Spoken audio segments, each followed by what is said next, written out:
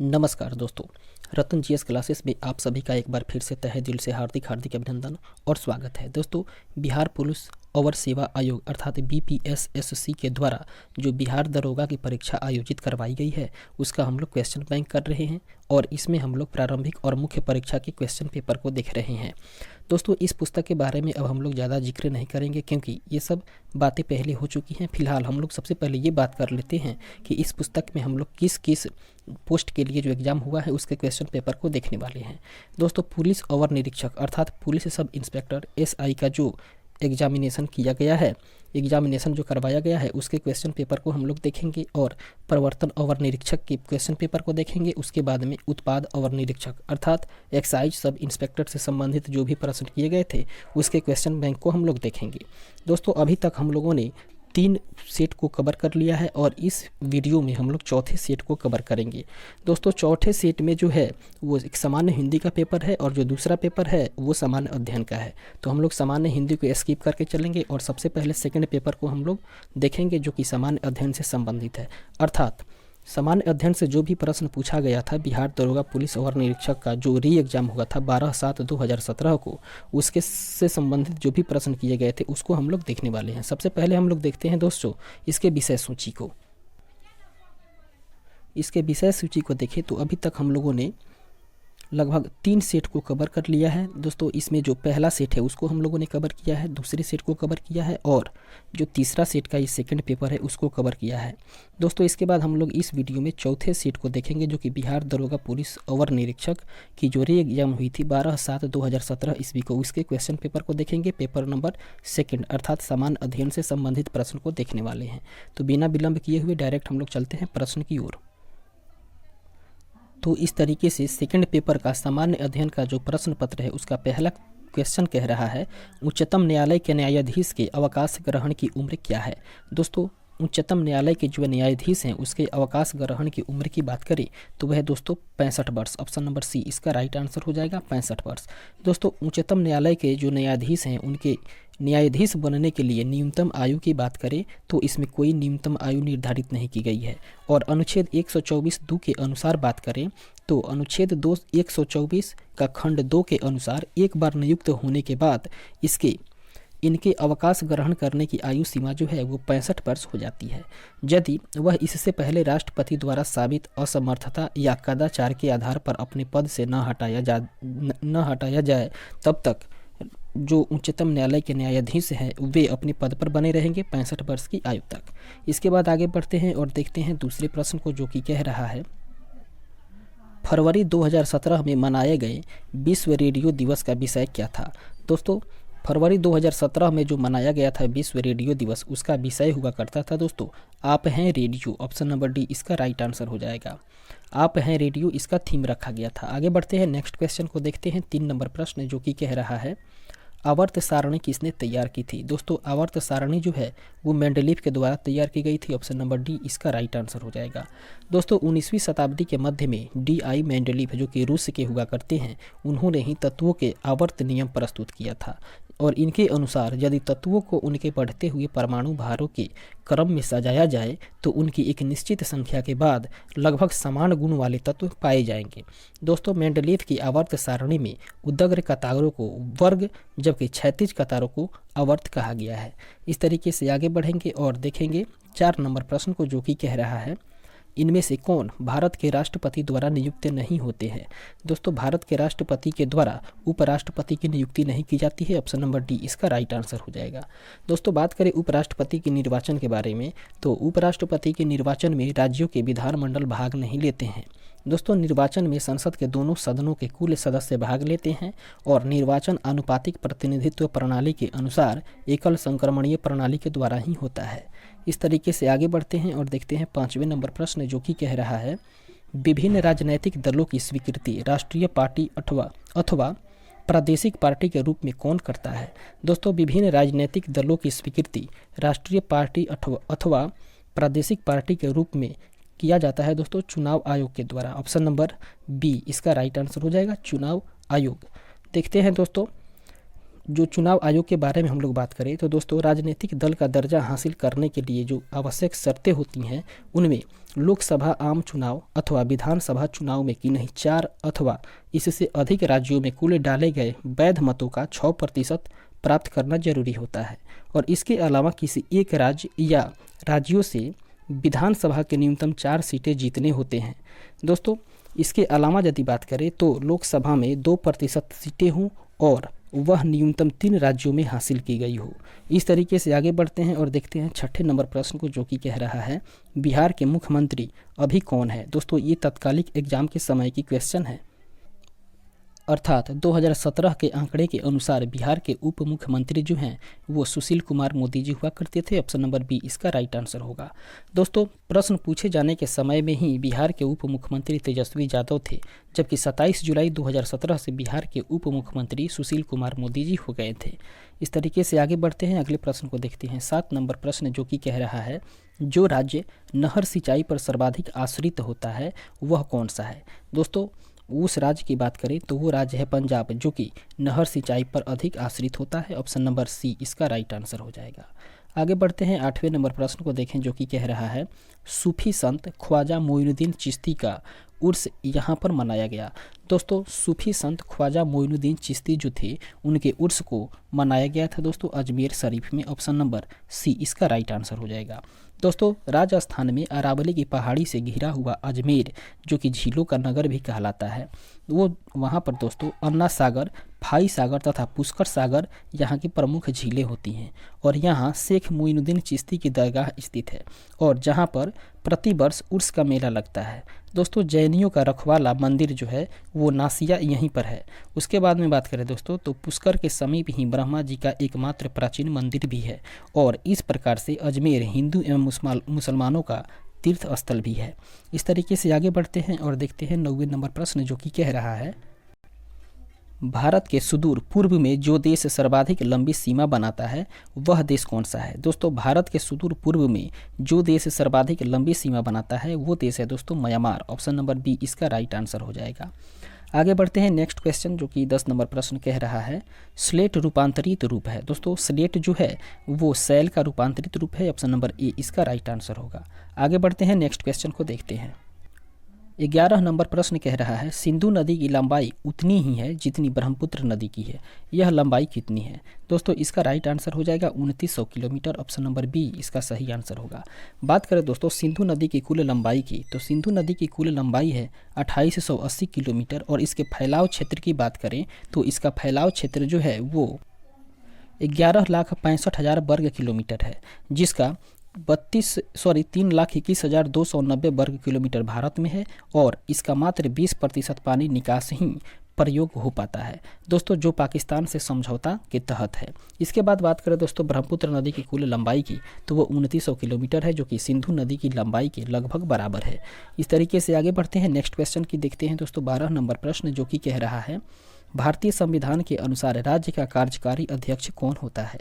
दोस्तों भारतीय संविधान के अनुसार राज्य का कार्यकारी अध्यक्ष जो है वो राष्ट्रपति होता है। ऑप्शन नंबर बी इसका राइट आंसर हो जाएगा।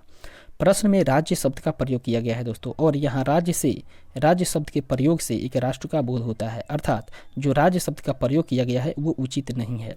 इस तरीके से संविधान में राज्य शब्द का प्रयोग भारत के संघ की इकाई के लिए ही किया गया है, जहाँ पर राज्यपाल कार्यकारी अध्यक्ष होता है। यदि राज्य की जगह संघ शब्द का प्रयोग करें तो इसका उत्तर जो है वो राष्ट्रपति हो जाएगा। इस तरीके से इसका राइट आंसर होगा ऑप्शन नंबर बी, क्योंकि यहाँ संघ होना चाहिए था। इस तरीके से आगे बढ़ते हैं और देखते हैं अगले प्रश्न को। 13 नंबर प्रश्न जो कि कह रहा है कौन सी विश्व निकाय 1920 ईस्वी में स्थापित हुई और 1946 ईस्वी में भंग हो गई। दोस्तों वो निकाय जो है वो है league of nations. Option number C इसका राइट आंसर हो जाएगा। बात करें दोस्तों प्रथम विश्व युद्ध की समाप्ति के बाद जब अमेरिका के राष्ट्रपति वुडरो विल्सन हुआ करते थे और उन्हीं के प्रयास से ही अनेक राष्ट्रों के प्रतिनिधियों ने यह निश्चय किया कि वे अपने मतभेदों का समाधान शांतिपूर्ण ढंग से करेंगे तथा युद्ध का सहारा नहीं लेंगे, और इसी के परिणाम स्वरूप 10 जनवरी 1920 ईस्वी को राष्ट्रसंघ के रूप में पृथक अंतर्राष्ट्रीय संगठन की स्थापना की गई थी। इस तरीके से आगे बढ़ते हैं, नेक्स्ट क्वेश्चन को देखते हैं। 14 नंबर प्रश्न जो कि कह रहा है भारतीय नागरिकों के मौलिक कर्तव्य हैं। दोस्तों भारतीय नागरिकों के मौलिक कर्तव्य की बात करें तो वो 11 है। ऑप्शन नंबर सी इसका राइट आंसर हो जाएगा। दोस्तों भारतीय संविधान के 86वें संशोधन अधिनियम 2002 के तहत अनुच्छेद 51 क में 11वें मौलिक कर्तव्य को जोड़ा गया। 11वें मौलिक कर्तव्य के रूप में जोड़ा गया दोस्तों, और ये मौलिक कर्तव्य है माता पिता या संरक्षक द्वारा 6 से 14 वर्ष की बच्चों हेतु प्राथमिक शिक्षा प्रदान करना। दोस्तों इसके पहले जो है 2002 से पहले मौलिक कर्तव्यों की संख्या जो है वो 10 हुआ करती थी, लेकिन 2002 के बाद जब 86वें संविधान संशोधन के तहत 11वां मौलिक कर्तव्य जोड़ा गया तो अब वर्तमान में भारतीय नागरिकों के लिए मौलिक कर्तव्यों की संख्या जो है वो 11 हो गई। आगे बढ़ते हैं, नेक्स्ट क्वेश्चन को देखते हैं। 15 नंबर प्रश्न जो कि कह रहा है राज्यसभा में सदस्यों की अधिकतम संख्या कितनी होती है। दोस्तों राज्यसभा में सदस्यों की अधिकतम संख्या की बात करें तो वो होती है 250। ऑप्शन नंबर सी इसका राइट आंसर हो जाएगा। दोस्तों संविधान के अनुच्छेद 80 के अनुसार राज्यसभा का गठन 250 सदस्यों से मिलकर के ही होता है और इनमें से 12 सदस्य राष्ट्रपति के द्वारा नाम निर्देशित किए जाते हैं तथा शेष 238 का चुनाव राज्य एवं संघ राज्य क्षेत्रों के विधानसभाओं के सदस्यों के द्वारा किया जाता है। इस तरीके से आगे बढ़ते हैं, नेक्स्ट क्वेश्चन देखते हैं। 16 नंबर प्रश्न जो कि कह रहा है महात्मा गांधी का जन्म कहाँ हुआ था। दोस्तों महात्मा गांधी का जन्म हुआ था। दोस्तों महात्मा गांधी का जन्म जो है वो हुआ था 1869 ईस्वी में। ऑप्शन नंबर बी इसका राइट आंसर हो जाएगा। बात करें दोस्तों महात्मा गांधी के जन्म के बारे में तो इनका जन्म जो है वो 2 अक्टूबर 1869 ईस्वी को गुजरात के पोरबंदर नामक स्थान पर ही हुआ था। इस तरीके से अगले प्रश्न को देखें। 17 नंबर प्रश्न जो कि कह रहा है सिखों के गुरुओं में गुरु गोविंद सिंह थे। तो इस तरीके से बात करें सिखों के गुरुओं के बारे में तो सिखों के गुरुओं में गुरु गोविंद सिंह जो हैं वो 10वें और अंतिम गुरु हुआ करते थे। ऑप्शन नंबर डी इसका राइट आंसर हो जाएगा। इस तरीके से आगे बढ़ते हैं, नेक्स्ट क्वेश्चन देखते हैं। 18 नंबर प्रश्न जो कि कह रहा है कनिष्क राजा थे। दोस्तों कनिष्क जो हैं वो कुषाण वंश के राजा थे। ऑप्शन नंबर सी इसका राइट आंसर हो जाएगा। बात करें दोस्तों कुषाण वंश के बारे में और कनिष्क के बारे में तो कुषाण वंश का संस्थापक जो है वो कुजुल कडफिसेस हुआ करता था और इस वंश का सबसे प्रतापी राजा जो है वो कनिष्क थे। दोस्तों इसकी जो राजधानी है वो फिरोजपुर या पेशावर थी। कनिष्क ने 78 ईस्वी में शक संवत चलवाया था जो कि भारत सरकार के द्वारा प्रयोग में लाया जाता है। इस तरीके से आगे बढ़ते हैं, नेक्स्ट क्वेश्चन को देखते हैं। 19 नंबर प्रश्न जो कि कह रहा है बेरी बेरी खुराक में किसकी कमी की वजह से होता है। दोस्तों बेरी बेरी जो है वो खुराक में अगर विटामिन बी की कमी हो जाए तो बेरी बेरी की नामक बीमारी होती है। ऑप्शन नंबर बी इसका राइट आंसर हो जाएगा। बात करें बेरी बेरी के बारे में तो दोस्तों बेरी बेरी रोग जो है वो भोजन में विटामिन B1 की कमी के कारण ही होता है। इसकी कमी के कारण उपापचय के दौरान शरीर में जीव विष उत्पन्न हो जाते हैं और फुफ्फुस की सूजन हो जाता है। दोस्तों इस रोग में जो है वो हृदय की गति बंद हो जाती है और हृदय की गति जो है वो बंद हो जाने की संभावना बनी रहती है। इस तरीके से आगे बढ़ते हैं, नेक्स्ट क्वेश्चन को देखते हैं। 20 नंबर प्रश्न जो कि कह रहा है भारत पर आक्रमण करने वाला पहला मुसलमान कौन था। दोस्तों भारत पर आक्रमण करने वाले पहले मुसलमान की बात करें तो वो था दोस्तों मोहम्मद बिन कासिम। ऑप्शन नंबर बी इसका राइट आंसर हो जाएगा। दोस्तों अरबों ने मोहम्मद बिन कासिम के नेतृत्व में ही भारत पर पहला सफल आक्रमण किया था। कासिम ने मकरान होता हुआ 712 ईस्वी में देवल जो कि सिंध में है वहां पहुंचा और निरून नगर जो कि बौद्ध भिक्षुओं का निवास स्थान हुआ करता था वहां पर अधिकार कर लिया। कासिम ने जाटों की राजधानी सिसम पर भी अधिकार कर लिया था। इस तरीके से आगे बढ़ते हैं, नेक्स्ट क्वेश्चन देखते हैं। 21 नंबर प्रश्न जो कि कह रहा है पृथ्वी अपनी धुरी पर घूमती है। दोस्तों पृथ्वी जो है वो अपनी धुरी पर 23 घंटे 56 मिनट 4 सेकंड में घूमती है। ऑप्शन नंबर सी इसका राइट आंसर हो जाएगा। दोस्तों पृथ्वी अपने अक्ष पर पश्चिम से पूरब की ओर 23 घंटे 56 मिनट और 4 सेकंड में एक चक्कर पूरा लगाती है और पृथ्वी के इस गति को घूर्णन या दैनिक गति कहा जाता है या कहते हैं। दोस्तों इस गति से दिन एवं रात होता है और पृथ्वी को सूर्य की एक परिक्रमा करने में लगे समय को सौर वर्ष कहा जाता है। इस तरीके से आगे बढ़ते हैं, नेक्स्ट क्वेश्चन। 22 नंबर प्रश्न कह रहा है ग्रह जो सूर्य की परिक्रमा करने में 88 दिन लगाता है वह कौन सा है। अर्थात सौरमंडल का वह कौन ऐसा ग्रह है जो सूर्य की परिक्रमा 88 दिनों में लगाता है। दोस्तों वो ग्रह है बुध। ऑप्शन नंबर बी इसका राइट आंसर हो जाएगा। बुध जिसको कि मर्क्यूरी भी कहा जाता है वो सूर्य का सबसे निकटतम और सौरमंडल का सबसे छोटा ग्रह है जिसके पास कोई उपग्रह भी नहीं है और यह सूर्य की परिक्रमा जो है वो 87 दिन और 23 घंटा में पूरी करता है और यहाँ पर जो है वो वायुमंडल नहीं है। अर्थात बुध पर वायुमंडल मंडल नहीं है, और बुध ग्रह का जो कक्षीय झुकाव की बात करें तो वो 7 डिग्री है। इस तरीके से आगे बढ़ते हैं। नेक्स्ट क्वेश्चन देखते हैं 23 नंबर प्रश्न, जो कि कह रहा है उस शहर का देशांतर क्या है जहाँ का स्थानीय समय 6 बजे शाम है जबकि ग्रीनविच औसत समय 4 बजे शाम है। इसका राइट आंसर हो जाएगा दोस्तों ऑप्शन नंबर ए, अर्थात उसका झुकाव है 30 डिग्री पूर्वी। आगे बढ़ते हैं और देखते हैं अगले प्रश्न को। 24 नंबर प्रश्न, जो कि कह रहा है इनमें से कौन इस्पात प्लांट से युक्त नहीं है। दोस्तों इस्पात प्लांट से युक्त की बात करें तो वो सिंदरी जो है वो इस्पात प्लांट से युक्त नहीं है। ऑप्शन नंबर डी इसका राइट आंसर हो जाएगा।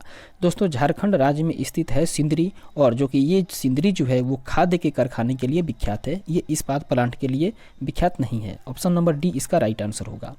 नेक्स्ट क्वेश्चन देखते हैं दोस्तों 25 नंबर प्रश्न, जो कि कह रहा है गारो जनजाति है। दोस्तों गारो जनजाति जो है वो मेघालय के जनजाति है। ऑप्शन नंबर सी इसका राइट आंसर हो जाएगा। वहीं बात करें दोस्तों इससे संबंधित कुछ और जनजाति और उसके स्टेट के बारे में, तो मेघालय के जो जनजाति हैं उसमें गारो, खासी और जयंतिया है, जबकि असम की बात करें तो वहाँ पे राभा, दिमरा, उसके बाद में कोछारी, बोडो और मिकीर। वहीं बात करें दोस्तों बिहार की जनजाति के बारे में, तो बिहार की जनजाति में कोल, मुंडा और संथाल हैं, जबकि उत्तर प्रदेश में मोपा, डबला, सुलूंग, उसके बाद में मिसमी और मिनियोंग है। जबकि झारखंड के जनजाति की बात करें तो उसमें मुंडा, हो और उरांव ये जनजाति प्रमुख हैं। आगे बढ़ते हैं नेक्स्ट क्वेश्चन। इस तरीके से 26 नंबर प्रश्न कह रहा है रामनाथ कोविंद राष्ट्रपति पद का प्रत्याशी बनाए जाने के समय किस राज्य के राज्यपाल के पद पर थे। दोस्तों इसका राइट आंसर हो जाएगा ऑप्शन नंबर सी, अर्थात वे बिहार के राज्यपाल थे। आगे बढ़ते हैं नेक्स्ट क्वेश्चन देखते हैं 27 नंबर प्रश्न, जो कि कह रहा है 27 नंबर प्रश्न जो कि कह रहा है उस खगोल भौतिक शास्त्री का नाम बताएं जो एक क्षय तंत्रिका रोग से पीड़ित है और केवल कंप्यूटर के माध्यम से ही अपनी बात कह पाता है। दोस्तों एक बार फिर से प्रश्न को समझेंगे, जो कि कह रहा है उस खगोल भौतिक शास्त्री का नाम बताना है जो एक क्षय तंत्रिका रोग से पीड़ित है और केवल कंप्यूटर के माध्यम से ही अपनी बात कह सकता है। दोस्तों वो वैज्ञानिक है Stephen Hawking. Option number C इसका राइट आंसर हो जाएगा, स्टीफन हॉकिंग। दोस्तों बात करें इनके बारे में तो आधुनिक युग के आइंस्टीन कहे जाने वाले कैम्ब्रिज विश्वविद्यालय के प्रोफेसर एवं प्रसिद्ध भौतिक वैज्ञानिक एवं ब्रह्मांडवेता स्टीफन हॉकिंस को व्हील चेयर के सहारे चलना पड़ता था तथा स्पीच सिंथेसाइजर व लैपटॉप की मदद से ही लोगों से बातचीत करनी पड़ती थी।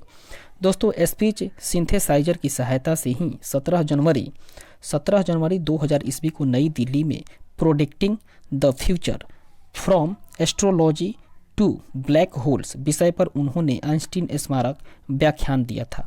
दोस्तों इनके भारत आगमन से पूर्व इनकी जो महान पुस्तक है वो the brief history of a time का हिंदी अनुवाद भी समय का संक्षिप्त इतिहास के नाम से भारत में प्रकाशित किया गया था। इस तरीके से आगे बढ़ते हैं और देखते हैं अगले प्रश्न को। 28 नंबर प्रश्न जो कि कह रहा है दिल्ली चलो नारा दिया था। दोस्तों दिल्ली चलो का नारा दिया गया था एस बी बोस के द्वारा। ऑप्शन नंबर ए इसका राइट आंसर हो जाएगा। दोस्तों बात करें तो दिल्ली चलो तथा तुम मुझे खून दो और मैं तुम्हें आज़ादी दूंगा, ये जो नारा है वो स्वतंत्रता आंदोलन के दौरान ही सुभाष चंद्र बोस के द्वारा दिया गया था और आज़ाद हिंद फौज सेना के लोग सुभाष चंद्र बोस के द्वारा जय हिंद के नारे से एक दूसरे का स्वागत किया करते थे। इस तरीके से दिल्ली चलो का नारा जो है वो SB बोस अर्थात सुभाष चंद्र बोस के द्वारा दिया गया था। ऑप्शन नंबर ए इसका राइट आंसर होगा। आगे बढ़ते हैं नेक्स्ट क्वेश्चन देखते हैं 29 नंबर प्रश्न जो कि कह रहा है भारत की बुलबुल अर्थात नाइटिंगेल ऑफ इंडिया किसे कहा जाता है। दोस्तों भारत की बुलबुल या नाइटिंगेल ऑफ इंडिया जो है वो कहा जाता है सरोजनी नायडू को। ऑप्शन नंबर बी इसका राइट आंसर हो जाएगा। दोस्तों भारत की कोकिला सरोजनी नायडू को कहा जाता है जबकि स्वर की कोकिला जो है वो लता मंगेशकर को कहा जाता है। सरोजनी नायडू ने आज़ादी के संग्राम में अपना अमूल्य योगदान भी दिया था। दोस्तों ये भारत के किसी राज्य उत्तर प्रदेश की प्रथम महिला राज्यपाल भी हुआ करती थी। इस तरीके से आगे बढ़ते हैं नेक्स्ट क्वेश्चन को देखते हैं 30 नंबर प्रश्न जो कि कह रहा है पेस मेकर संबंधित है। दोस्तों पेस मेकर जो है वो हृदय से संबंधित है। ऑप्शन नंबर सी इसका राइट आंसर हो जाएगा। पेस मेकर जो है वो हृदय का एक अंग माना जाता है, किंतु हृदय जब असामान्य हो जाता है तो कृत्रिम पेस मेकर लगाया जाता है। यह बैटरी युक्त छोटा सा उपकरण हृदय को गतिशील बनाए रखता है। एक कृत्रिम पेस मेकर लगभग जो है वो 10 वर्ष तक कार्य कर सकता है। इस तरीके से आगे बढ़ते हैं, देखते हैं 31 नंबर प्रश्न जो कि कह रहा है भारत के प्रथम गवर्नर जनरल थे। दोस्तों भारत के प्रथम गवर्नर जनरल की बात करें तो वे लॉर्ड विलियम बेंटिक हुआ करते थे। ऑप्शन नंबर डी इसका राइट आंसर हो जाएगा।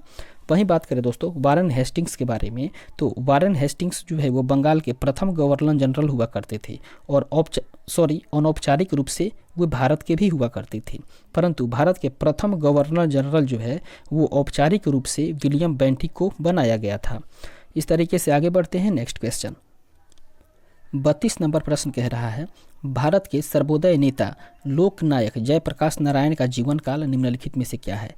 दोस्तों इसका राइट आंसर हो जाएगा ऑप्शन नंबर सी, अर्थात 1902 से लेकर के 1979 ईस्वी तक। दोस्तों लोकनायक जयप्रकाश नारायण का जन्म जो है वो सारण जिला के सिताब्दी आरा नामक स्थान पर 11 अक्टूबर 1902 ईस्वी को हुआ था और उनके पिता का नाम जो है वो हरसु दयाल हुआ करता था, जबकि माता का नाम फूल रानी देवी हुआ करता था। दोस्तों प्रभावती देवी जो थी वो इनकी पत्नी थी और 8 अक्टूबर 1979 ईस्वी को जयप्रकाश नारायण का देहांत हो गया। इस तरीके से आगे बढ़ते हैं, नेक्स्ट क्वेश्चन देखते हैं 33 नंबर प्रश्न जो कि कह रहा है विख्यात सोमनाथ मंदिर को किसने नष्ट किया था। दोस्तों विख्यात जो सोमनाथ का मंदिर है उसे नष्ट किया गया था सुल्तान महमूद के द्वारा। ऑप्शन नंबर सी इसका राइट आंसर हो जाएगा, सुल्तान महमूद। दोस्तों महमूद गजनी जब 27 वर्ष की अवस्था में 998 ईस्वी में गद्दी पर बैठा तब तक इसने भारत पर 17 बार आक्रमण किया था। महमूद गजनी का सबसे चर्चित आक्रमण जो है वो 1025 ईस्वी में सोमनाथ का मंदिर जो कि सौराष्ट्र में है वहीं पर हुआ था। सुल्तान की उपाधि धारण करने वाला प्रथम शासक जो है वो महमूद गजनी ही था।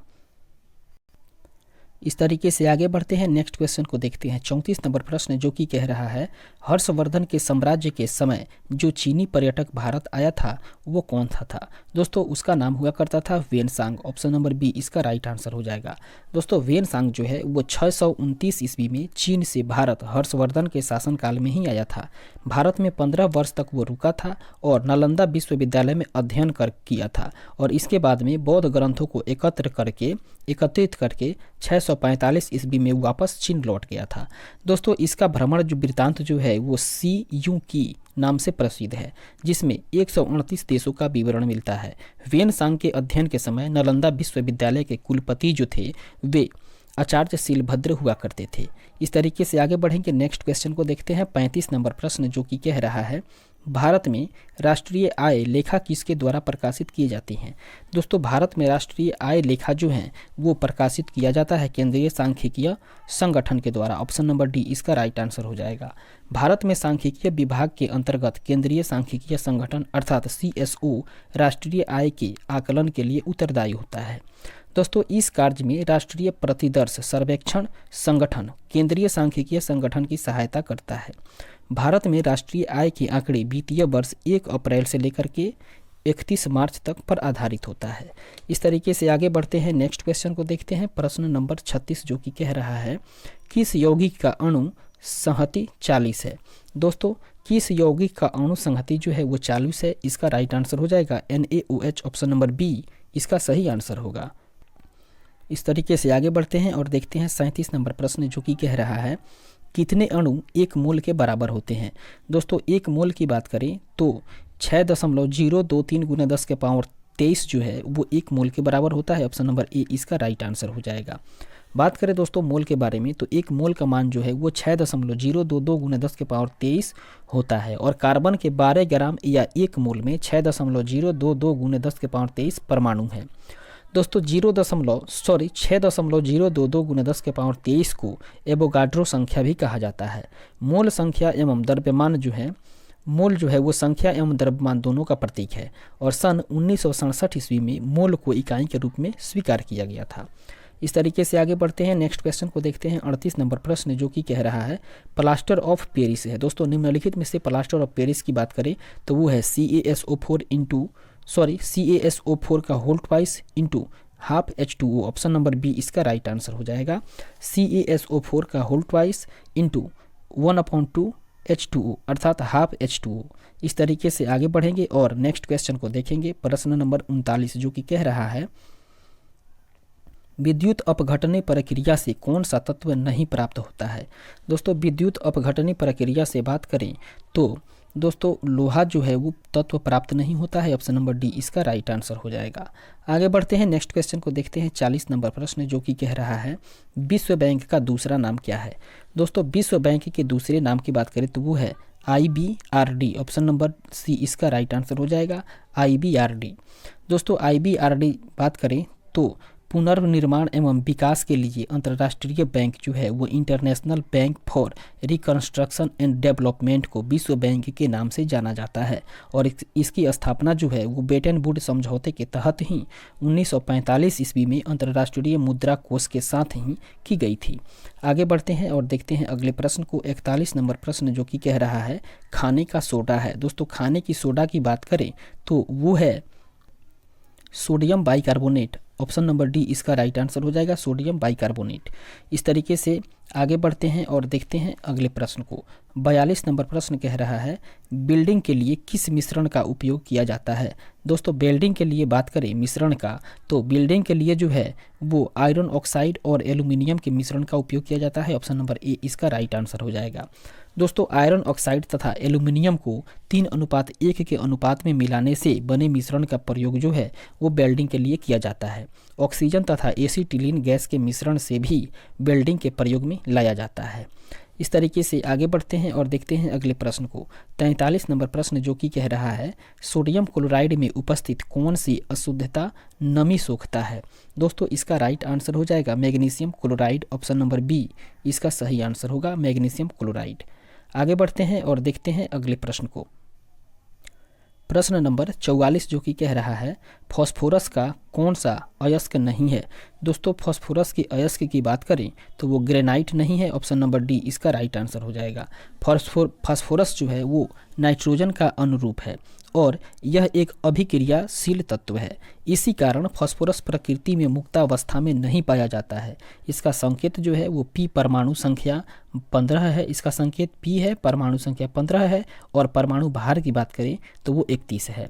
इस तरीके से आगे बढ़ते हैं और देखते हैं 45 नंबर प्रश्न जो कि कह रहा है परमाणु के नाभिक में डैश होते हैं। दोस्तों परमाणु के नाभिक की बात करें तो उसमें प्रोटॉन और न्यूट्रॉन होते हैं, ऑप्शन नंबर बी इसका राइट आंसर हो जाएगा।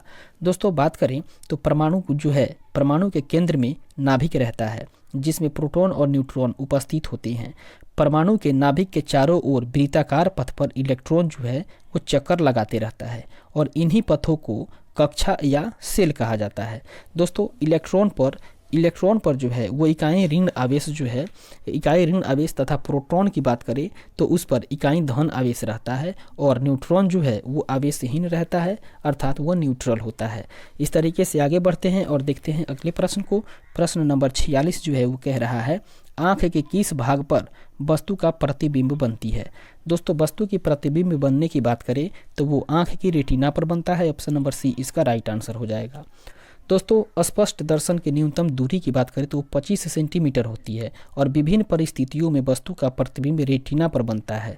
निकट दृष्टि दोष में यह प्रतिबिंब रेटिना के आगे बनता है जबकि दूर दृष्टि दोष में यह रेटिना के पीछे बनने लगता है। दोस्तों निकट दृष्टि दोष के निवारण के लिए अवतल लेंस और दूर दृष्टि दोष के निवारण के लिए उत्तल लेंस के चश्मे का प्रयोग किया जाता है। आगे बढ़ते हैं, नेक्स्ट क्वेश्चन को देखते हैं। 47 नंबर प्रश्न जो कि कह रहा है वर्णांधता का दूसरा नाम क्या है। दोस्तों वर्णांधता का दूसरे नाम की बात करें तो वो है डॉल्टन प्रभाव, ऑप्शन नंबर डी इसका राइट आंसर हो जाएगा। आगे बढ़ते हैं, नेक्स्ट क्वेश्चन को देखते हैं। 48 नंबर प्रश्न जो कि कह रहा है विभवांतर मापा जाता है। दोस्तों विभवांतर जो है वो मापा जाता है वोल्टमीटर के द्वारा, ऑप्शन नंबर सी इसका राइट आंसर हो जाएगा। दोस्तों एक कूलाम धन आवेश में विद्युत क्षेत्र में एक बिंदु से दूसरे बिंदु तक ले जाने में किए गए कार्य को उस बिंदु के मध्य विभवांतर कहा जाता है और इसका मात्रक जो है वो वोल्ट होता है। विभवांतर मापने के लिए वोल्ट मीटर का प्रयोग किया जाता है और वोल्ट मीटर को सदैव समांतर क्रम में ही लगाया जाता है।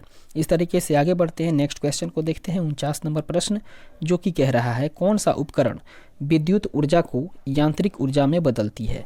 दोस्तों वो उपकरण है विद्युत मोटर जो कि विद्युत ऊर्जा को यांत्रिक ऊर्जा में बदलती है, ऑप्शन नंबर ए इसका राइट आंसर हो जाएगा।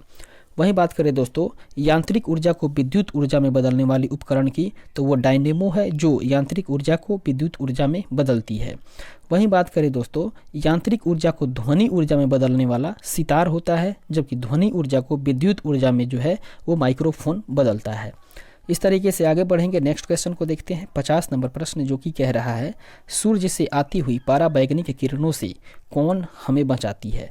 दोस्तों सूर्य से जब पराबैंगनी किरणें आती है तब हमें जो है वो O3 बचाती है, अर्थात ओजोन गैस बचाती है। ऑप्शन नंबर बी इसका राइट आंसर हो जाएगा।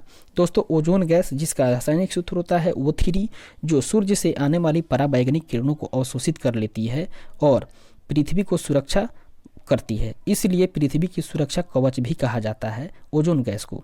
जबकि ज्ञात हो कि ओजोन परत को नष्ट करने वाली प्रमुख गैसों में क्लोरोफ्लोरोकार्बन अर्थात CFC है। इस तरीके से आगे बढ़ते हैं और अगले प्रश्न को देखते हैं। 51 नंबर प्रश्न जो कि कह रहा है बांध के जल में कौन सी ऊर्जा संग्रहित है। दोस्तों बांध के जल में ऊर्जा की बात करें तो वो स्थितिज ऊर्जा संग्रहित है। ऑप्शन नंबर ए इसका राइट आंसर हो जाएगा। दोस्तों किसी वस्तु में विशेष अवस्था या स्थिति के कारण कार्य करने की क्षमता आ जाती है तो उसे स्थितिज ऊर्जा कहा जाता है या स्थितिज ऊर्जा कहते हैं। जैसे बांध के जल की ऊर्जा, घड़ी के चाबी से संचित ऊर्जा और धनुष से चलाई हुई कमान, ये सब गतिज ऊर्जा के उदाहरण हैं। इसके बाद आगे बढ़ते हैं। 52 नंबर प्रश्न जो कि कह रहा है 72 किलोमीटर पर आवर के वेग का अर्थ क्या है। दोस्तों 72 किलोमीटर पर आवर वेग का अर्थ है 20 किलोमीटर प्रति सेकंड। ऑप्शन नंबर सी इसका राइट आंसर हो जाएगा। आगे बढ़ते हैं। नेक्स्ट क्वेश्चन देखते हैं। 53 नंबर प्रश्न जो कि कह रहा है कौन सी भौतिक मात्रा जड़त्व का मापन है। दोस्तों कौन सी भौतिक मात्रा जड़त्व का मापन है, इसका राइट आंसर हो जाएगा द्रव्यमान। ऑप्शन नंबर बी इसका सही आंसर हो जाएगा। दोस्तों न्यूटन के प्रथम गति नियम को ही जड़त्व का नियम कहा जाता है। और जड़त्व के कुछ उदाहरण की बात करें तो जड़त्व के उदाहरण में आ जाएंगे ठहरी हुई मोटर या रेलगाड़ी का अचानक से चल पड़ना और उसमें बैठे हुए यात्री को पीछे की ओर झुक जाना। दोस्तों चलती हुई गाड़ी को अचानक रुक जाने से यात्री का आगे की ओर झुक जाना, ये सब जो है वो इसके उदाहरण है, ये जड़त्व के उदाहरण है। इस तरीके से आगे बढ़ते हैं और देखते हैं अगले प्रश्न को। 54 नंबर प्रश्न जो कि कह रहा है गतिज ऊर्जा का समीकरण निम्नलिखित में से कौन सा है। दोस्तों बात करें गतिज ऊर्जा के समीकरण के बारे में तो इसका राइट आंसर हो जाएगा ऑप्शन नंबर ए, अर्थात kinetic energy is equal to 1/2 mv²। आगे बढ़ते हैं। नेक्स्ट क्वेश्चन को देखते हैं। 55 नंबर प्रश्न जो कि कह रहा है विश्व का सबसे बड़ा दूरदर्शी कहाँ पर स्थित है। दोस्तों विश्व का सबसे बड़ा दूरदर्शी जो है वो स्थित है कैलिफोर्निया में। ऑप्शन नंबर ए इसका राइट आंसर होगा। नेक्स्ट क्वेश्चन को देखते हैं। 56 नंबर प्रश्न जो कि कह रहा है वायुजीवी श्वसन के दौरान किसका पूर्ण ऑक्सीकरण होता है। दोस्तों वायुजीवी श्वसन के दौरान किसका पूर्ण ऑक्सीजन होता है, तो इसका राइट आंसर हो जाएगा दोस्तों ऑप्शन नंबर डी, अर्थात ग्लूकोज का ऑक्सीकरण होता है। नेक्स्ट क्वेश्चन देखते हैं। 57 नंबर प्रश्न जो कि कह रहा है रक्त का कौन सा घटक शरीर के अंगों को ऑक्सीजन पहुंचाता है। दोस्तों रक्त में जो है वो RBC घटक है जो कि शरीर के अंगों में ऑक्सीजन पहुंचाता है। ऑप्शन नंबर डी इसका राइट आंसर हो जाएगा। दोस्तों लाल रक्त कण जो है जिसको कि RBC कहा जाता है, इसका निर्माण अस्थि मज्जा में होता है। दोस्तों प्रोटीन, आयरन, विटामिन B12 और फॉलिक अम्ल ये RBC के निर्माण में सहायक होते हैं और इसका मुख्य कार्य जो है वो शरीर की हर कोशिकाओं में ऑक्सीजन पहुंचाना और कार्बन डाइऑक्साइड को वापस लाना।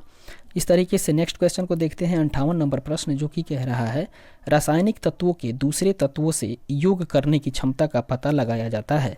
दोस्तों रासायनिक तत्वों के दूसरे तत्वों से योग करने की क्षमता का पता लगाया जाता है संयोजकता से। ऑप्शन नंबर डी इसका राइट आंसर हो जाएगा। बात करें दोस्तों संयोजकता के बारे में तो संयोजकता शब्द की उत्पत्ति जो है वो लैटिन भाषा के शब्द दोस्तों वैलेंटिया से हुई है, जिसका अर्थ होता है क्षमता, और तत्वों के परमाणुओं के परस्पर संयोजन करने वाली क्षमता को ही संयोजन कहा जाता है। दोस्तों किसी तत्व की संयोजकता उसके परमाणु की बाह्यतम कक्षा में उपस्थित इलेक्ट्रॉनों की संख्या पर ही निर्भर करती है। उदाहरण के लिए देखें तो दोस्तों सोडियम परमाणु जो है वो एक इलेक्ट्रॉन का त्याग करके अक्रिय गैस नियोन जैसी इलेक्ट्रॉनिक अवस्था प्राप्त करता है। इस तरीके से आगे बढ़ते हैं और देखते हैं 59 नंबर प्रश्न जो कि कह रहा है कौन सा अंग पाचित भोजन में विषालु पदार्थों का अवशोषण करता है? दोस्तों इसका राइट आंसर हो जाएगा ऑप्शन नंबर डी अर्थात लीवर। लीवर जो है वो पाचित भोजन में विषालु पदार्थों का अवशोषण करता है। ऑप्शन नंबर डी इसका राइट आंसर होगा। बात करें लीवर के बारे में तो दोस्तों लीवर जो है वो आवश्यकता से अधिक अमीनो अम्ल तथा रुधिर की अमोनिया को यूरिया में परिवर्तित करके उत्सर्जन में मुख्य भूमिका निभाता है। यकृत जो है वो उत्सर्जन तंत्र का एक अंग है, जिसका वजन की बात करें तो इसका वजन जो है वो लगभग 1500 ग्राम अर्थात 1.5 kg 1.5 किलोग्राम के बराबर होता है। आगे बढ़ते हैं, नेक्स्ट क्वेश्चन को देखते हैं। 60 नंबर प्रश्न जो कि कह रहा है मूल द्वारा वनस्पतिक परिवर्धन इसमें होता है। दोस्तों 60 नंबर प्रश्न जो कह रहा है मूल द्वारा वनस्पतिक परिवर्धन निम्नलिखित में से किस में होता है? इसका राइट आंसर हो जाएगा ऑप्शन नंबर ए अर्थात पोटैटो अर्थात आलू में ही वनस्पतिक परिवर्धन होता है। दोस्तों आलू से वनस्पतिक परिवर्धन जो है वो भूमिगत ताने दोस्तों आकंद दूब घास व इसमें दोस्तों वो भू प्रवासी तने, उसके बाद में ब्रायोफाइलम में पत्ती जड़े, उसके बाद में शकरकंद में शाकंद मूल से होता है। इस तरीके से आगे बढ़ते हैं, अगले प्रश्न को देखते हैं। 61 नंबर प्रश्न जो कि कह रहा है बिहार की द्वितीय राजभाषा निम्नलिखित में से कौन सी है? दोस्तों बिहार की द्वितीय राजभाषा की बात करें तो वो है दोस्तों उर्दू। ऑप्शन नंबर ए इसका राइट आंसर हो जाएगा। हिंदी को राजभाषा के रूप में स्वीकार करने वाला प्रथम राज्य जो है वो बिहार ही है, जबकि द्वितीयक राजभाषा के रूप में उर्दू को रखा गया है। दोस्तों अनुच्छेद 343 के तहत ही हिंदी भारत की राजभाषा है। इस तरीके से आगे बढ़ेंगे, नेक्स्ट क्वेश्चन को देखते हैं। 62 नंबर प्रश्न जो कि कह रहा है बिहार के मुख्यमंत्री की नियुक्ति किसने की? दोस्तों बिहार के मुख्यमंत्री की नियुक्ति की बात करें तो इसका राइट आंसर हो जाएगा बिहार के राज्यपाल ने की। ऑप्शन नंबर सी इसका राइट आंसर होगा। दोस्तों भारतीय संविधान के अनुच्छेद 165 के तहत किसी राज्य के मुख्यमंत्री की नियुक्ति जो है वो उस राज्यपाल के द्वारा ही की जाती है। इस तरीके से आगे बढ़ेंगे, नेक्स्ट क्वेश्चन को देखते हैं। प्रश्न संख्या 63 कह रहा है भारत के उपराष्ट्रपति का चुनाव करने वाले सदस्य होते हैं। दोस्तों भारत के उपराष्ट्रपति के चुनाव करने वाले सदस्य होते हैं पार्लियामेंट के सदस्य। ऑप्शन नंबर ए इसका राइट आंसर हो जाएगा। दोस्तों बात करें तो भारत का उपराष्ट्रपति राज्यसभा का पदेन अध्यक्ष होता है और भारतीय संविधान के अनुच्छेद 63 के अनुसार ही उपराष्ट्रपति का निर्वाचन संविधान के दोनों सदनों अर्थात राज्यसभा और लोकसभा ये संसद के दोनों सदन जिसमें कि राज्यसभा और लोकसभा है इसके सदस्यों के द्वारा ही संयुक्त रूप से किया जाता है। आगे बढ़ते हैं, नेक्स्ट क्वेश्चन। 64 नंबर प्रश्न कह रहा है मुख्य न्यायाधीश के अतिरिक्त उच्चतम न्यायालय में न्यायाधीशों की संख्या कितनी होती है? दोस्तों इसका राइट आंसर हो जाएगा ऑप्शन नंबर सी अर्थात 30 होती है। दोस्तों प्रारंभ में उच्चतम न्यायालय में एक मुख्य न्यायाधीश तथा 7 अन्य न्यायाधीश हुआ करते थे और 1956 में न्यायाधीशों की संख्या 10 हुई थी।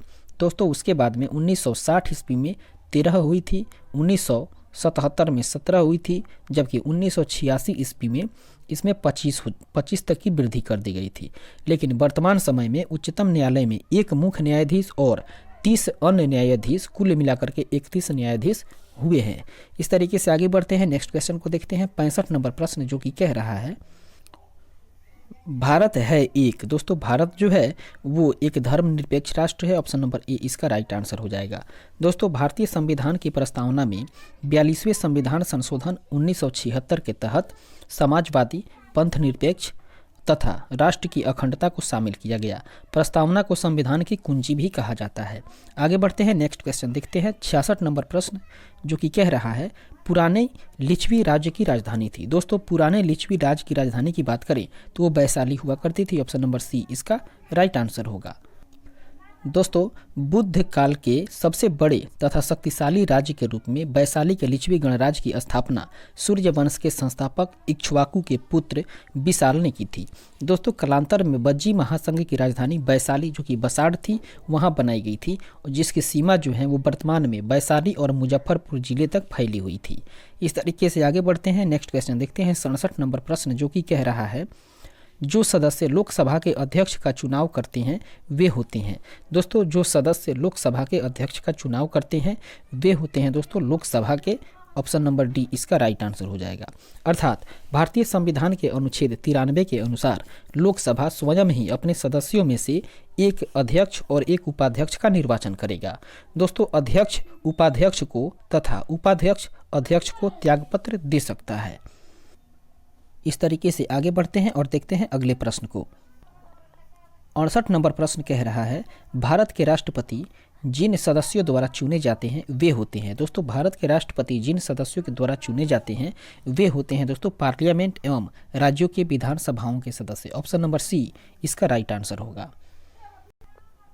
दोस्तों, भारतीय संविधान के अनुच्छेद 58 के अनुसार राष्ट्रपति की व्यवस्था की गई है और इसमें राज्यसभा लोकसभा राज्य की विधानसभाओं के निर्वाचित सदस्य रहते हैं। राष्ट्रपति का निर्वाचन जो है वो समानुपातिक प्रतिनिधित्व प्रणाली और एकल संक्रमणीय मत पद्धति के द्वारा ही होता है। इस तरीके से आगे बढ़ते हैं। नेक्स्ट क्वेश्चन देखते हैं 69 नंबर प्रश्न, जो कि कह रहा है, पंचायती राज्य लागू किया गया था। दोस्तों, पंचायती राज्य जो है वो लागू किया गया था 1959 ईस्वी में। ऑप्शन नंबर डी इसका राइट आंसर हो जाएगा, 1959 ईस्वी। दोस्तों, 2 अक्टूबर 1959 ईस्वी को भारत के प्रथम प्रधानमंत्री पंडित जवाहरलाल नेहरू के द्वारा राजस्थान राज्य के नगौरा जिला में पंचायती राज्य का शुभारंभ हुआ था।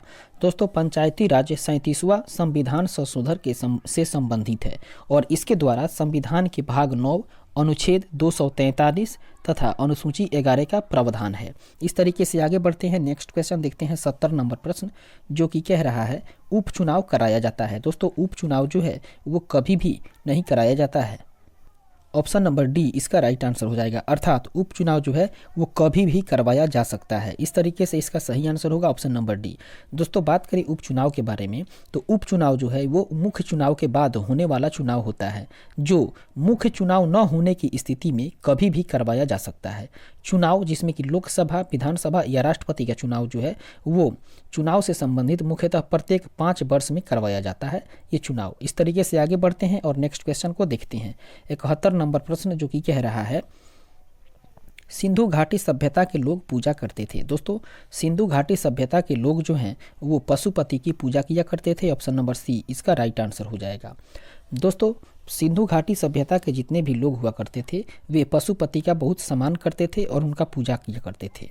दोस्तों, पशुओं में कुबड़ वाला सांड जो है वो इस सभ्यता के लोगों के लिए विशेष पूजनीय था। सिंधु घाटी सभ्यता के लोग धरती को उर्वरता का देवी मान करके इसकी पूजा किया करते थे।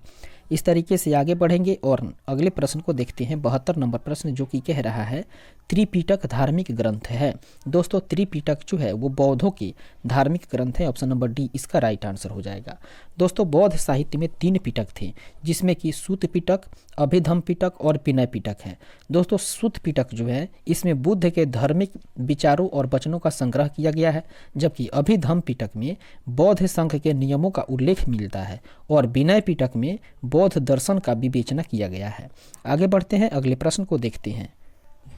73 नंबर प्रश्न, जो कि कह रहा है, संयुक्त राष्ट्र संघ स्थापित हुआ। दोस्तों, संयुक्त राष्ट्र संघ जो है वो स्थापित हुआ था 1945 ईस्वी में। ऑप्शन नंबर सी इसका राइट आंसर हो जाएगा।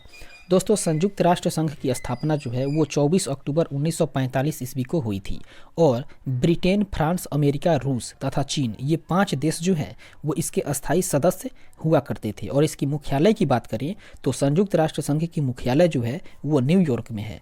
इसके बाद आगे बढ़ते हैं, देखते हैं अगले प्रश्न को।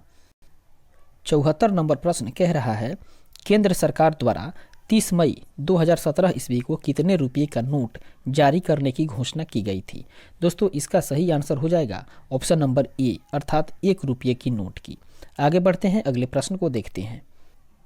75 नंबर प्रश्न कह रहा है, पानीपत की तीसरी लड़ाई हुई थी। दोस्तों, पानीपत की तीसरी लड़ाई जो है वो हुई थी 1761 ईस्वी में। ऑप्शन नंबर बी इसका राइट आंसर हो जाएगा। दोस्तों, पानीपत की तीसरी लड़ाई जो है वो 14 जनवरी 1761 ईस्वी को अहमद शाह अब्दाली और मराठा के बीच में हुई थी, जिसमें मराठों को हार की सामना करना पड़ा था। अर्थात उसमें मराठे की हार हुई थी, मराठे पराजय का सामना किए थे। इस तरीके से आगे बढ़ते हैं, अगले प्रश्न को देखते हैं। 76 नंबर प्रश्न, जो कि कह रहा है, चंद्रगुप्त मौर्य के साम्राज्य की राजधानी निम्नलिखित में से कौन सी थी। दोस्तों, चंद्रगुप्त मौर्य के साम्राज्य की राजधानी की बात करें तो वो थी दोस्तों पाटलिपुत्र। ऑप्शन नंबर सी इसका राइट आंसर हो जाएगा। आगे बढ़ते हैं, नेक्स्ट क्वेश्चन। 77 नंबर प्रश्न कह रहा है, रजत रंगिणी में कल्हण ने जिस राज्य का वर्णन किया है वह कौन सा है। दोस्तों रजत रंगिणी में कल्हण ने जिस राज्य का वर्णन किया था वो राज्य था दोस्तों कश्मीर। ऑप्शन नंबर डी इसका राइट आंसर हो जाएगा। बात करें दोस्तों रजत रंगिणी के बारे में, तो रजत रंगिणी जो है वो कल्हण के द्वारा रचित एक संस्कृत का ग्रंथ है और रजत रंगिणी के शाब्दिक अर्थ होता है दोस्तों राजाओं की नदी, और इसमें कश्मीर का इतिहास का वर्णन किया गया है जो कि महाभारत काल से आरंभ होता है। इसके बाद आगे बढ़ते हैं, देखते हैं 78 नंबर प्रश्न जो कि कह रहा है, मुगल वंश की स्थापना भारत में हुई थी। दोस्तों मुगल वंश की स्थापना जो है वो भारत में हुई थी 1626 ईस्वी में, अर्थात ऑप्शन नंबर सॉरी दोस्तों यहाँ पे 1526 ईस्वी होगा। भारत में मुगल वंश की स्थापना जो है वो 1526 ईस्वी में की गई थी। ऑप्शन नंबर बी जो है वो इसका राइट आंसर हो जाएगा। ऑप्शन नंबर बी इसका सही आंसर होगा। इस तरीके से दोस्तों बात करें तो आगे बढ़ते हैं और देखते हैं अगले प्रश्न को। दोस्तों 1526 ईस्वी में मुगल वंश की स्थापना जो है वो की गई थी। पानीपत की जब पहली लड़ाई हुई थी 21 अप्रैल 1526 ईस्वी को, इसमें बाबर ने इब्राहिम लोदी को पराजित किया था और दिल्ली पर अधिकार कर लिया था, और दिल्ली पर अधिकार करने के बाद ही बाबर के द्वारा मुगल वंश की स्थापना कर दी गई थी। इस तरीके से आगे बढ़ते हैं, नेक्स्ट क्वेश्चन को देखते हैं। 79 नंबर प्रश्न जो कि कह रहा है, किस वैश्विक कार कंपनी ने भारत में अपने वाहनों की बिक्री बंद करने की घोषणा 18 मई 2017 ईस्वी को की है। इसका सही आंसर होगा दोस्तों ऑप्शन नंबर सी, अर्थात जनरल मोटर्स ने। आगे बढ़ते हैं और देखते हैं अगले प्रश्न को। 80 नंबर प्रश्न जो कि कह रहा है, अशोक महान पुत्र थे। दोस्तों अशोक महान जो हैं वो पुत्र हुआ करते थे बिंदुसार के, अर्थात ऑप्शन नंबर ए इसका राइट आंसर हो जाएगा, बिंदुसार के पुत्र। इस तरीके से आगे बढ़ते हैं और देखते हैं, सॉरी दोस्तों बिंदुसार जो है वो ऑप्शन नंबर बी में है, बिंदुसार। यहाँ पे बिंबिसार है जो कि हम लोग थोड़ा पढ़ने में गड़बड़ी कर दिए थे, और इसका सही उच्चारण जो है वो बिंदुसार ही होगा, और इसका राइट आंसर होगा ऑप्शन नंबर बी बिंदुसार, अर्थात अशोक महान जो है वो बिंदुसार के पुत्र हैं। इस तरीके से आगे बढ़ते हैं और देखते हैं अगले प्रश्न को। 81 नंबर प्रश्न जो कि कह रहा है, गर्म पानी का स्रोत यहाँ है। दोस्तों गर्म पानी का स्रोत जो है वो राजगृह में है जो कि बिहार में है। ऑप्शन नंबर बी इसका राइट आंसर हो जाएगा। दोस्तों बिहार में सर्वाधिक विख्यात एवं ऐतिहासिक गर्म जल कुंड एवं झरने की बात करें तो वो राजगीर अर्थात राजगृह में है, जिनमें से सप्तधारा, सूर्य कुंड, उसके बाद में मखदूम कुंड और इसके साथ साथ नानक कुंड प्रमुख हैं, और इन सभी कुंडों में पानी जो है वो लगभग 70 डिग्री सेंटीग्रेड से भी अधिक गर्म रहता है।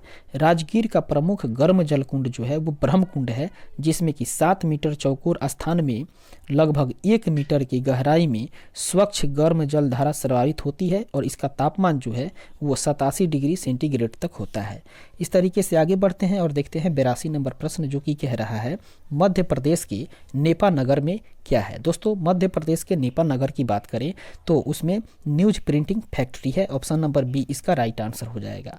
आगे बढ़ते हैं, देखते हैं अगले प्रश्न को। 83 नंबर प्रश्न जो कि कह रहा है, भारत सरकार सबसे ज़्यादा राजस्व एकत्रित करती है।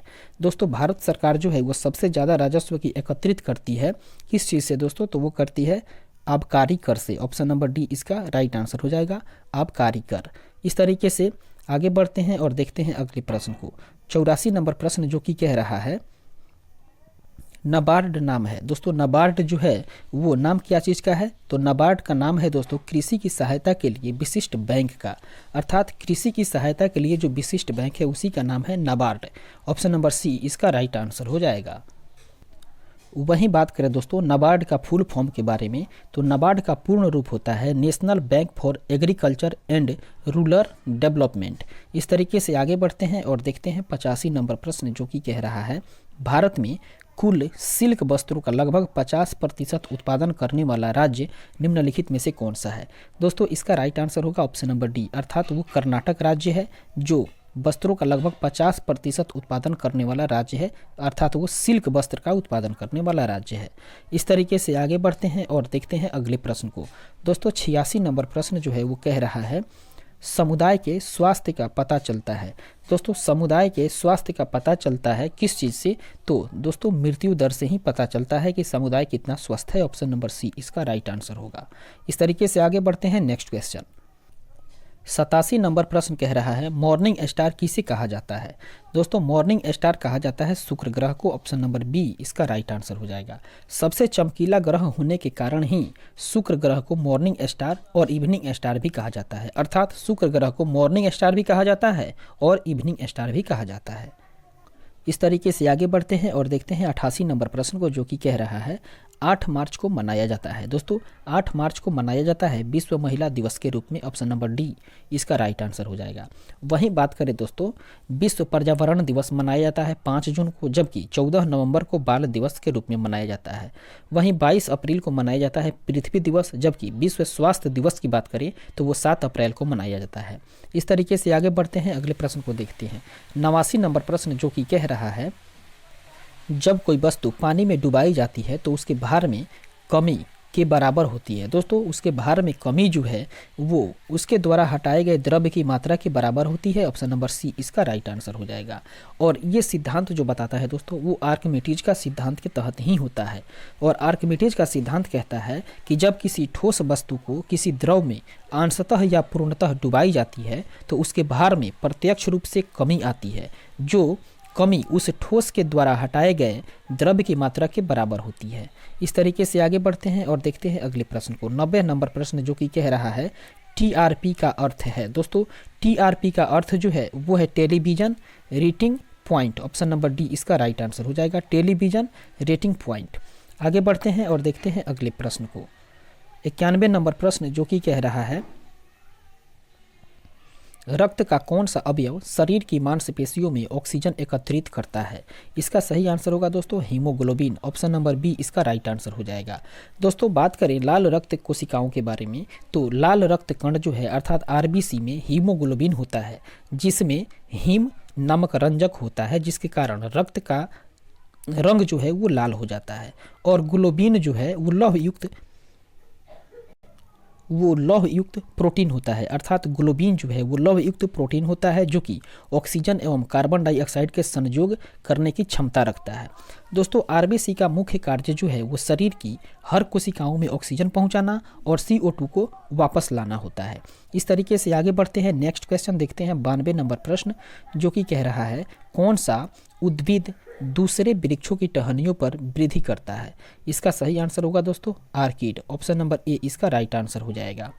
आगे बढ़ते हैं, देखते हैं अगले प्रश्न को। 93 नंबर प्रश्न जो कि कह रहा है जीवित कोशिकाओं की प्रक्रिया को नियंत्रित करती है। दोस्तों जीवित कोशिकाओं की प्रक्रिया को नियंत्रित किया जाता है न्यूक्लियस। ऑप्शन नंबर ए इसका राइट आंसर होगा। अर्थात केंद्रक। दोस्तों केंद्रक जो है वो कोशिका का सबसे प्रमुख अंग होता है और यह कोशिका के प्रबंधक के समान कार्य करता है। केंद्रक द्रव्य में धागे नुमा पदार्थ जाल के रूप में बिखरा दिखाई पड़ता है, जिसे कि क्रोमैटिन कहा जाता है और यह प्रोटीन एवं डीएनए का बना होता है। कोशिका विभाजन के समय क्रोमैटिन सिकुड़ करके अनेक मोटे और छोटे धागे के रूप में संगठित हो जाता है, जिसे कि गुणसूत्र कहते हैं। दोस्तों आगे बढ़ते हैं और देखते हैं अगले प्रश्न को। 94 नंबर प्रश्न जो कि कह रहा है पुष्प में द्विनिषेचन के पश्चात गुणसूत्र की संख्या कितनी होती है। दोस्तों इसका राइट आंसर हो जाएगा ऑप्शन नंबर सी अर्थात त्रिगुणित होती है। इस तरीके से आगे बढ़ते हैं और देखते हैं 95 नंबर प्रश्न जो कि कह रहा है न्यूजीलैंड का कौन सा पक्षी विलुप्त है।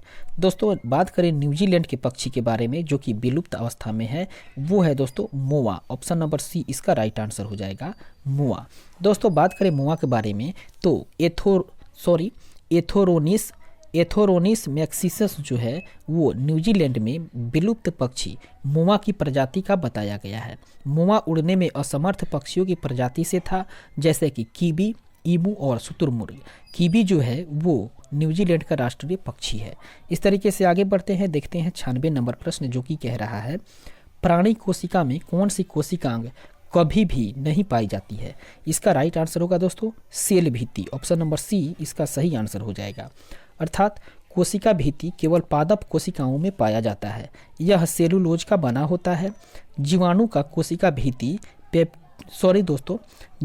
कोशिका भित्ति जो है वो पेप्टिडोग्लैकेन से बना होता है और कोशिका जो है वो जीवन की सबसे छोटी कार्यात्मक इकाई होती है, जिसके अध्ययन को साइटोलॉजी कहा जाता है। अर्थात कोशिका के अध्ययन को साइटोलॉजी कहा जाता है। आगे बढ़ते हैं, नेक्स्ट क्वेश्चन। इस तरीके से 97 नंबर प्रश्न कह रहा है, मानव के कायी के कोशिका में गुणसूत्र होते हैं। दोस्तों मानव के कायी की कोशिका में गुणसूत्र होते हैं दोस्तों, वो कुल मिलाकर 46 होते हैं। ऑप्शन नंबर सी इसका राइट आंसर हो जाएगा।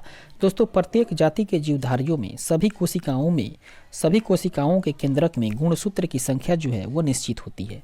जैसे कि मानव में 23 जोड़ा होता है, चिंपांजी में 24 जोड़ा होता है। वहीं बात करें बंदर की तो बंदर में 21 जोड़े होते हैं। दोस्तों गुणसूत्रों पर बहुत से जीन होते हैं जो हमारे आनुवांशिक गुणों के लिए उत्तरदायी होते हैं। इस तरीके से आगे बढ़ते हैं। नेक्स्ट क्वेश्चन देखते हैं 98 नंबर प्रश्न, जो कि कह रहा है किस जीव में कसाभ पाया जाता है। दोस्तों कसाभ की बात करें तो वो पाया जाता है पैरामीशियम में। ऑप्शन नंबर सी इसका राइट आंसर हो जाएगा। दोस्तों पैरामीशियम जो है वो एक कोशिकीय प्रोटोजोआ संघ का प्राणी है।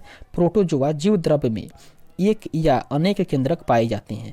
इसका प्रचलन जो है वो पदाभो, उसके बाद में पक्षमों या कसाभों के द्वारा होता है। दोस्तों अरस्तु को जीव विज्ञान तथा जंतु विज्ञान का जनक कहा जाता है। इस तरीके से आगे बढ़ते हैं और देखते हैं 99 नंबर प्रश्न, जो कि कह रहा है रसोई गैस जिसको कि एलपीजी भी कहा जाता है वह मुख्यतः होता है। दोस्तों रसोई गैस अर्थात एलपीजी जो है वो मुख्यतः होता है मीथेन का। ऑप्शन नंबर सी इसका राइट आंसर हो जाएगा। दोस्तों पेट्रोलियम कुआं से निकलने वाली प्राकृतिक गैस में 95% हाइड्रोकार्बन होता है, जिसमें 80% मीथेन रहता है। और घरों में प्रयुक्त होने वाले द्रवित पेट्रोलियम गैस अर्थात एलपीजी लिक्विड पेट्रोलियम गैस में ब्यूटेन एवं प्रोपेन का मिश्रण होता है, जिसे उच्च दाब पर द्रवित करके सिलेंडरों में भर लिया जाता है। एलपीजी में सल्फर के यौगिक जिसको कि मिथाइल मर्कैप्टोन कहा जाता है उसको मिला देते हैं ताकि इसके रिसाव को इसकी गंध से पहचाना जा सके। इस तरीके से आगे बढ़ते हैं और देखते हैं 100 नंबर प्रश्न और इस सेट का आखिरी प्रश्न, जो कि कह रहा है जल जिसमें कैल्शियम अथवा मैग्नीशियम के घुलनशील लवण होते हैं वे क्या कहलाते हैं। दोस्तों वे जल जिसमें कैल्शियम अथवा मैग्नीशियम के घुलनशील लवण होते हैं वे कहलाते हैं दोस्तों कठोर जल। ऑप्शन नंबर ए इसका राइट आंसर हो जाएगा, कठोर जल। दोस्तों जो जल साबुन के साथ आसानी से झाग बना लेता है उसे मृदु जल या सॉफ्ट वाटर कहा जाता है, और जो जल साबुन के साथ कठिनाई से झाग देता है या कठिनाई से झाग बनाता है उसे कठोर जल या हार्ड वाटर कहते हैं। जल की कठोरता भी जो है वो 2 प्रकार की होती है, एक अस्थाई और दूसरा अस्थाई। दोस्तों साबुन में सोडियम कार्बोनेट डाल करके उबालने से अस्थाई एवं अस्थाई दोनों प्रकार की कठोरता दूर हो जाती है। इस तरीके से यहाँ पे दोस्तों हम लोग विराम देंगे अपने सेशन को, क्योंकि इस सेट का ये आखिरी प्रश्न था।